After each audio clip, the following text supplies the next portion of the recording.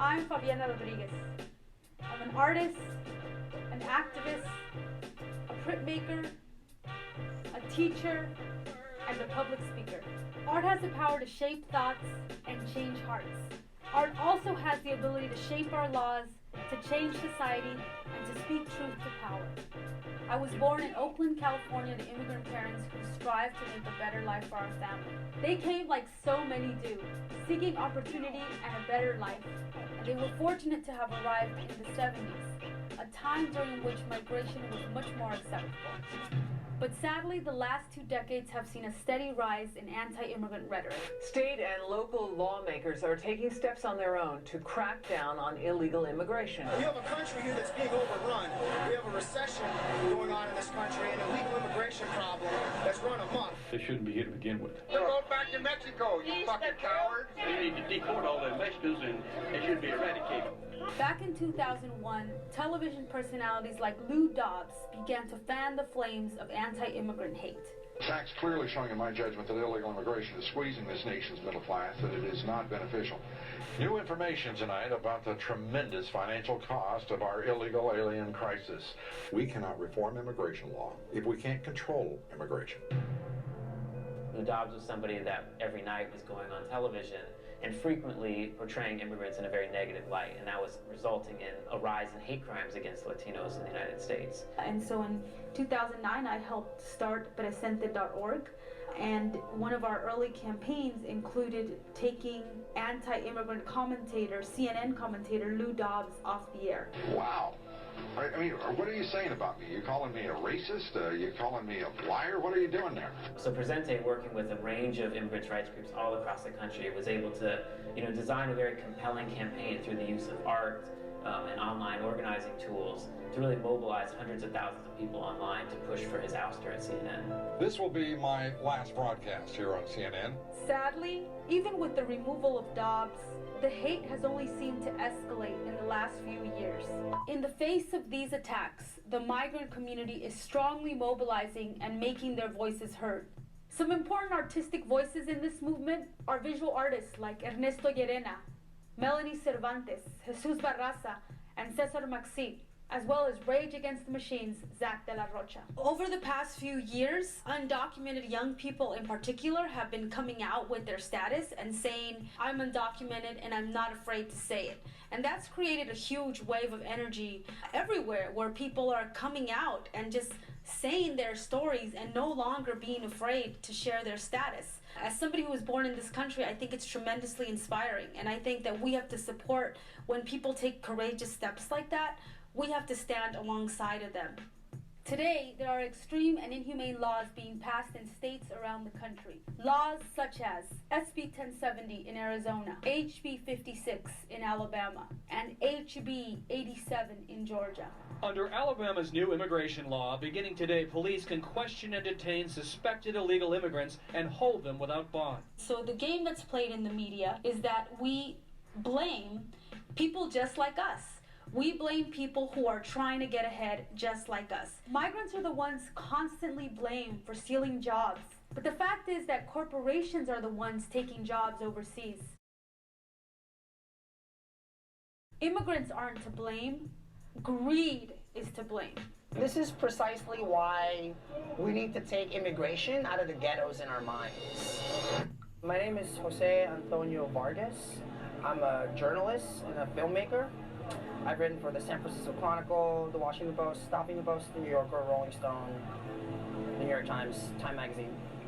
Immigration is not this south-of-the-border, Mexican, brown thing. And I think we have to explain and kind of unpack not only why people are moving, but also to explain the history behind that. People have been moving since the beginning of time.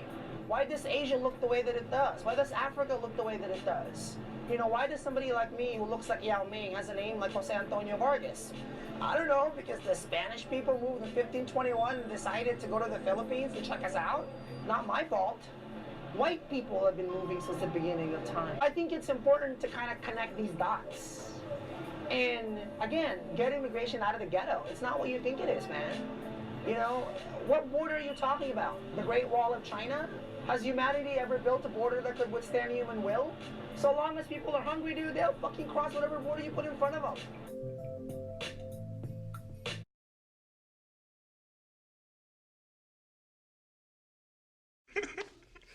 Whoever heard of negative and positive numbers? Anybody? Yeah, negative numbers are like unemployment. 10 million people out of work, that's a negative number. We're gonna need a lot of Kleenexes. There's gonna be a lot of bloodshed. You ever been to the beach? Yeah. You ever play with the sand? Yeah, I play with the sand. Finger man. Come on, finger man. You ever dig a hole? The sand that comes out of the hole, that's a positive. The hole is a negative. That's it. Simple. Anybody can do. -2 plus 2 equals. Nethead. Orale. Answer it. Come on, you know the answer. -2 plus 2, fill the hole. If I had that on my hands, I wouldn't raise it either. Orale. Come on, a -2 plus 2 equals. Anybody can do it. Fill the hole. -2 plus 2 equals. Come on, just fill the hole. You can do it. You're gonna let these burros laugh at you. -2 plus 2 equals. I'll break your neck like a toothpick. Orale. 0. 0. You're right. Simple. That's it. -2 plus 2 equals 0. He just filled the hole. Did you know that neither the Greeks nor the Romans were capable of using the concept of 0? It was your ancestors, the Mayas, who first contemplated the 0, the absence of value. True story. You burros have math in your blood.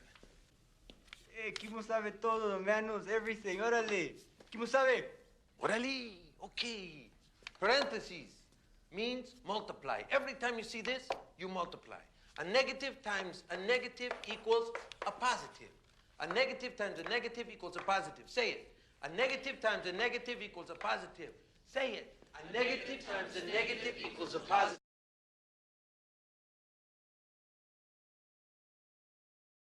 Me llamo Rafael Hernández, soy de Los Ángeles, California, originalmente. El tema del que me preguntaste para mí tiene mucho significado.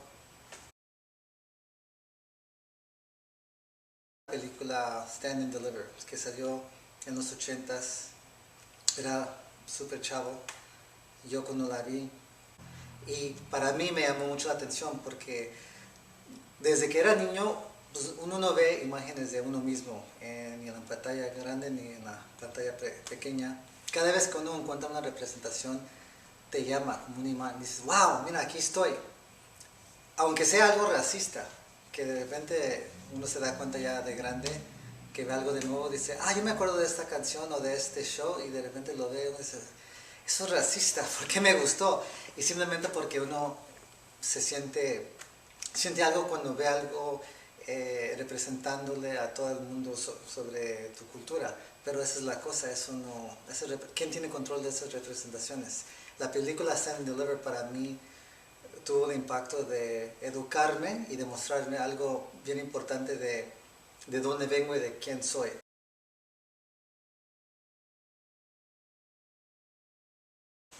Los hablan en español e inglés, que es como uno habla en su casa viviendo acá en los Estados Unidos. El profesor nos da todo un recuento también. En una escena les dice, ustedes son mayas. Los mayas, no, ¿cómo dijo? En una escena de la película, hablando sobre el número 0, dijo que los mayas lo descubrieron y lo utilizaban, ese concepto de nada. Y dijo que ni los griegos ni los romanos pudieron hacer eso. Y eso para mí tuvo, y como los estudiantes en la película, también tuvo un gran impacto porque dice, los mayas lo hicieron, esto está en su sangre. Y lo comparó con estas civilizaciones grandes, famosas, de las que tenemos el legado acá siempre representado. Los romanos hicieron todo esto, los griegos, todo esto. Uno nunca escucha nada de los mayas. Y eso es lo que me llamó la atención y pensé, wow, en la sangre indígena, el lado indígena de mi identidad, tiene eso, tiene algo tan fundamental que impacta al mundo como el concepto de cero en las matemáticas. Básicamente les dice del AP Calculus Test, ese examen de cálculos que no puede tomar antes de ingresar a la universidad y te da crédito. Y por esa película yo me propuse esa meta. Yo voy a hacer lo que ellos hicieron en la película. Y lo hice. Y le doy todo el crédito a esa película. Porque si no, yo no hubiera escuchado de eso. Igual no me hubiera lanzado a avanzarme en matemáticas. Yo en mi clase de matemáticas, ya en cálculos, era el único latino. Todos eran gabachos, hindús o chinos. Chinos de China, no digo asiáticos, o sea, eran los únicos, eran blancos de Surasia y Asia y yo era el único latino.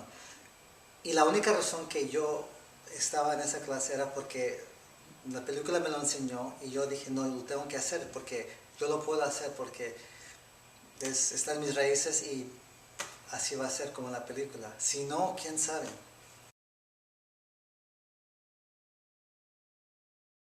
Que tenemos más o menos la misma edad. Y yo me acuerdo también estando en el 6º o 7º grado cuando salió eso.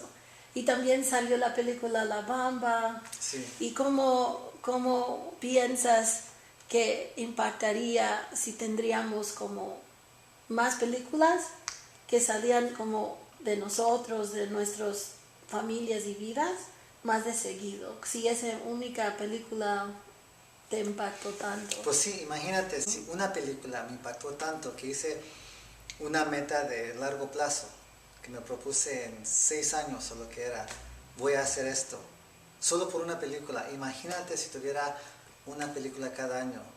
Imagínate qué sería si tuviera 5, 6, 7, 8, 9, 10, 20 películas cada año que demostraría tu fuerza, tu poder, tu inteligencia, tu validez, tu valor, qué es lo que tiene otras culturas, qué es lo que demuestra Hollywood.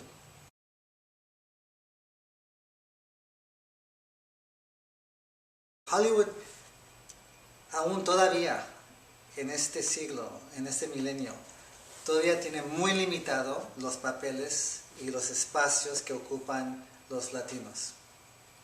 Y el mensaje es, perteneces aquí o aquí nomás. Y no hay cualquier otra cosa fuera de eso, es como, bueno, no sé si va a tener mainstream appeal. O si van a encontrar una audiencia para eso. ¿Y por qué es eso? Porque la sociedad no ve a los latinos en esos espacios. ¿Y por qué es eso? La cosa es de que siempre quieren demostrar, mira, aquí hay un latino que se hizo el jefe o el gerente de esta organización, o aquí hay un latino que hizo esto. Y a veces no hay racismo, y a veces no hay, o sea, por una demostración de un individuo quieren ignorar lo estructural. Y Hollywood simplemente no está en el negocio, en el business quiere reproducir y poner lo que va a vender y lo que tenga interés común. No se va a esforzar para romper con eso, a no ser... Son excepcionales esos ejemplos. Stand and Deliver, siendo uno.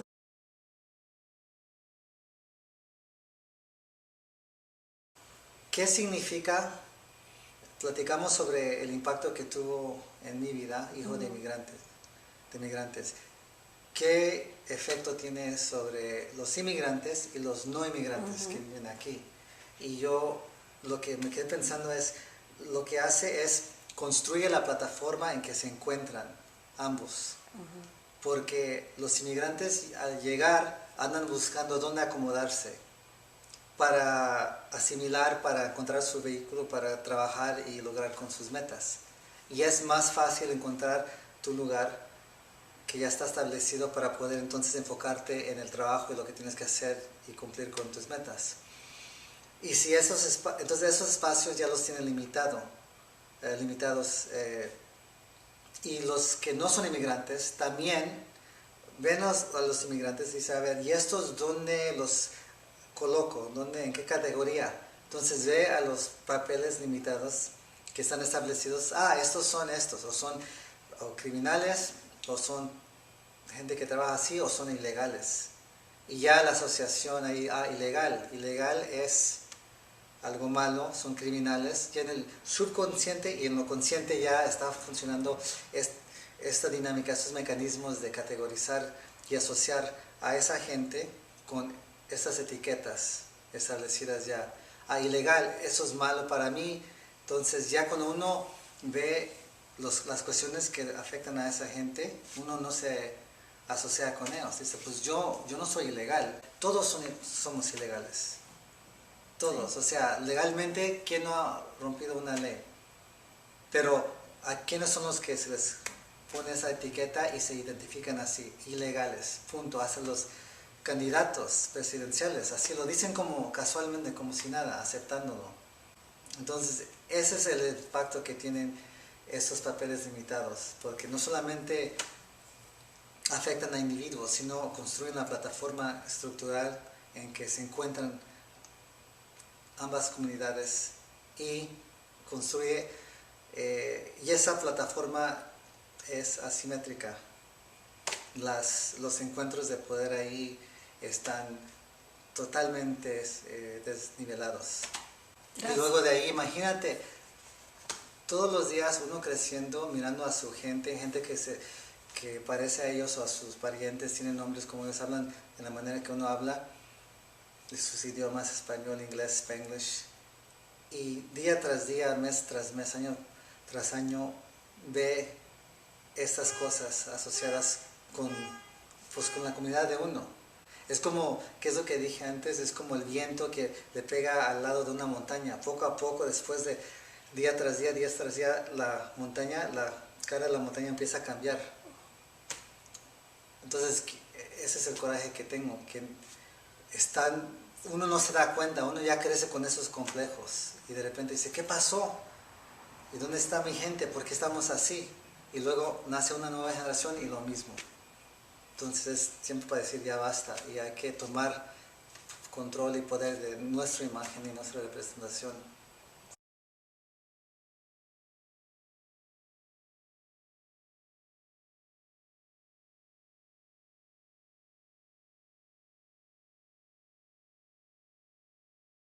I was born in San Luis Potosí, in Mexico, and when I was 5 years old, my parents brought me to Boyle Heights. I was also undocumented. I was undocumented for 13 years. In my house, it was obvious that men were superior to women. That's the attitude my dad had. I would question my father and say, why do you treat my brothers better than me?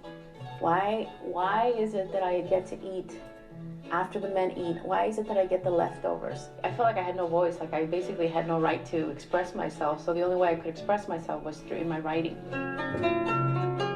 I remember being a little kid and already questioning things and watching television and knowing that there was something wrong.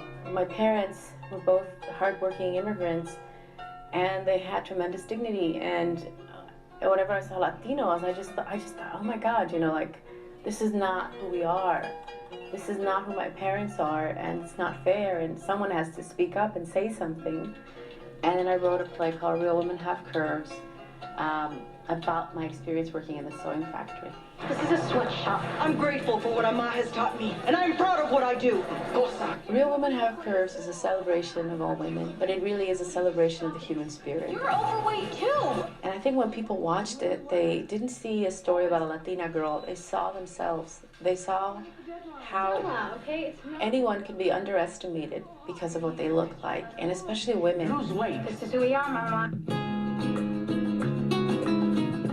I write about women like me who are extraordinary, who are outspoken, who are articulate, and yet who are, immigrants and very proud of being Latina, who grew up working class. Every woman I come across, I want to empower her in some way. When I write, I can completely connect with any character and extract their humanity. Real Women Have Curves was my first movie produced, but I've written at least 10 screenplays. And I've written about 8 plays, and I've written 1 novel. I'm the founder of a theater in Boyle Heights where I teach screenwriting and playwriting. I want to teach and I want to share what I've learned. And so I started this theater because I wanted to give opportunities to other young writers. And then also to have gather in the barrio and to have people go, oh my God, you know, we don't have to go so far, it's in our neighborhood. I get all these awards, I've accomplished a lot, I've studied so much. But on the other hand, I've been divorced 3 times, I've filed for bankruptcy.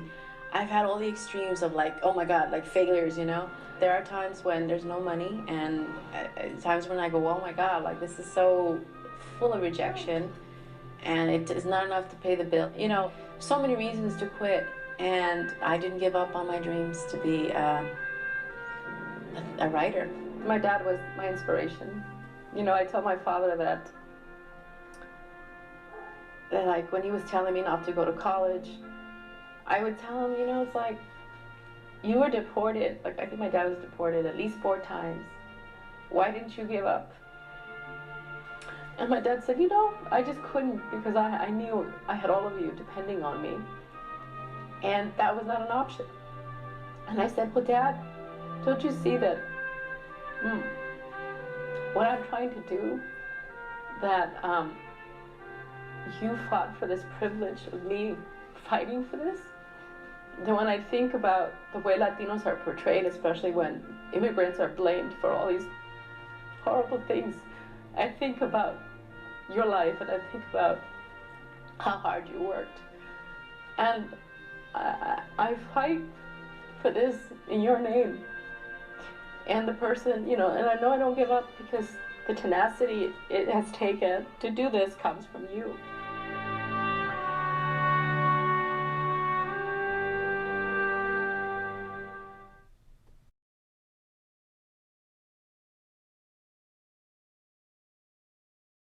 A stereotype is that Latinos, we all eat meat. Yes, I am a vegetarian. In the Latino culture, like if we get together, what do you call it? A carne asada. They would have a bunch of meat dishes. Carne asada, tenemos enchiladas de pollo. I go, oh, no como carne. Pues, ¿qué comes, mijo? ¿Qué comes? Now, I think that I'm a professional snack packer. Got this crazy cholo uncle. Now he's a vegetarian. He still goes to Taco Bell, right? And he orders tacos, but he'll ask, is there lard in the beans? Arroz, frijoles. You get your protein from kale and greens and spinach. Chile rellenos de queso. Hey, you. Yeah, you. Eat your veggies and leave the animals alone. I promise you, it'll make you more compassionate, better looking, skinnier, and you'll be healthier. If we want to actually create healthier neighborhoods, live a long time, be with the ones we love, I think it really has to start with what you eat. Eat your veggies.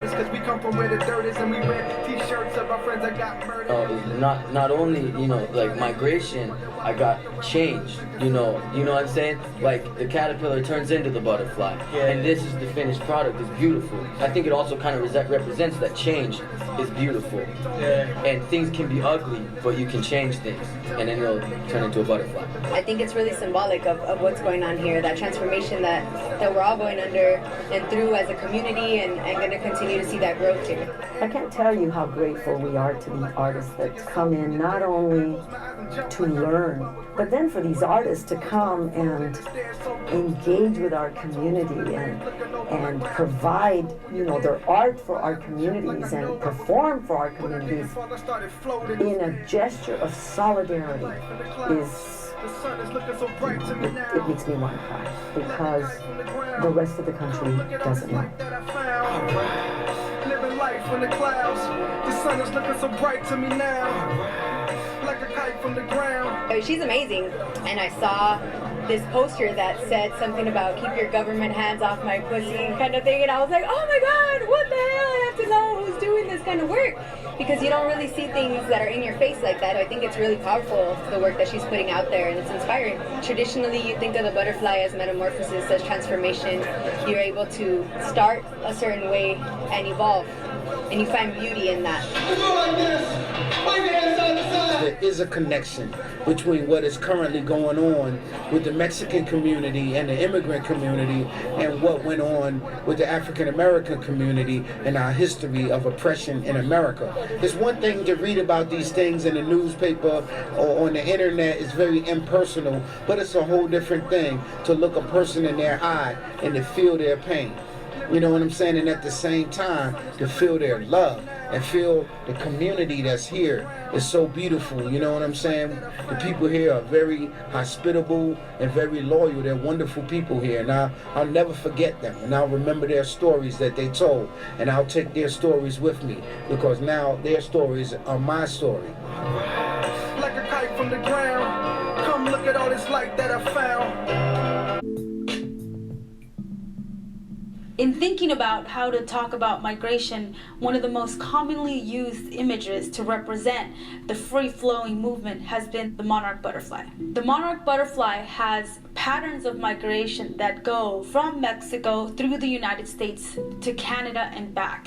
And it really symbolizes the natural way in which living creatures move and migrate in cycles. They go in certain seasons and they return in others. Very similar to what workers do. They go when the harvest and they come back when it's not. I've been hugely inspired by the butterfly symbol, as have many other artists. And now one of the projects that I'm working on is to get folks from all around the country to post an image of a butterfly on their social media networks. And if you can't find an image of a butterfly, you can very simply just put your hands together and create your own butterfly and show how you stand with undocumented migrants as they're coming out. Show that you stand for humane immigration policy. Along with the butterfly symbol, we will also be creating butterfly wings and butterfly banners and taking them to Charlotte, North Carolina to the Democratic National Convention. And we will be using this art to help amplify the migrant struggle for basic human rights. Two other artists are helping me with the campaign, Ori Original and Julio Salgado. Ori is a fellow artist and my right-hand man. Julio is a talented, undocumented, and queer artist, as well as an undocubus writer. I'm going to be heading to Arizona in a few days because Arizona represents the ultimate failure of immigration policy. When we're talking about hate, Arizona is the face of that. It is the laboratory of hate. It is where you have had some of the most anti-immigrant laws, and it is where artists like myself need to be at. If we want to inspire people, Arizona is where we have to go.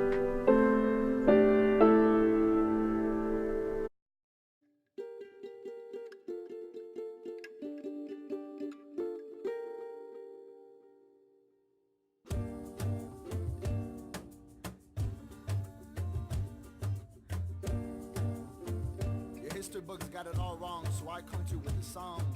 En 1810, con el gran grito de pasión, se levantaron con razón. Black and brown fighting together on a day I'll always remember. En el 5 de mayo, con el grito de gallo, black, white, and brown bleeding together on a day I'll always remember. Really, it hasn't been that long, so just in case Cat Williams had you guessing, let me kick y'all down with a little history lesson. In the 19th century, while the U.S. promoted degradation, annihilation with its military and U.S. Navy,